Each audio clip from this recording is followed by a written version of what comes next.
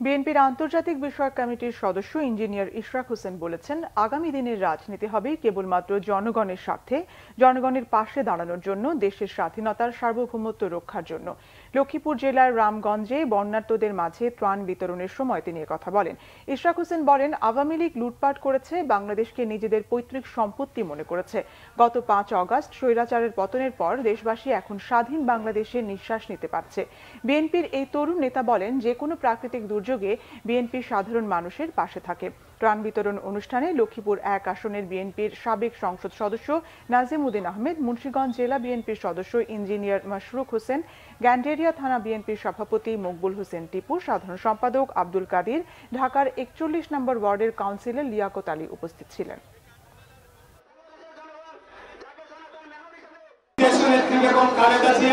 এবং আমাদের নেতা দেশনায়ক তারেক রহমানের নির্দেশে আপনাদেরকে আমরা এই যে বানভাসী মানুষ, এই যে বন্যায় দুর্গত মানুষ, তাদের পাশে দাঁড়ানোর কর্মসূচি হাতে গ্রহণ করেছি এবং বিভিন্ন অঙ্গ সহযোগী সংগঠন সহ স্থানীয় বিএনপি সহ সকলে চেষ্টা করছে আপনাদের পাশে দাঁড়ানো। আমি আজকে এসেছি আমার বাবা মরহুম সাদেক হোসেন কোটা ফাউন্ডেশন, সেই ফাউন্ডেশনের উদ্যোগে আমরা প্রতি বছরই বিভিন্ন প্রাকৃতিক দুর্যোগ হোক বা অন্যান্য যে কোনো জনগণের সমস্যা জড়িত কোনো তৈরি হলে আমরা কিছুটা সাহায্য সহযোগিতা দিয়ে তাদের মাঝে দাঁড়াই।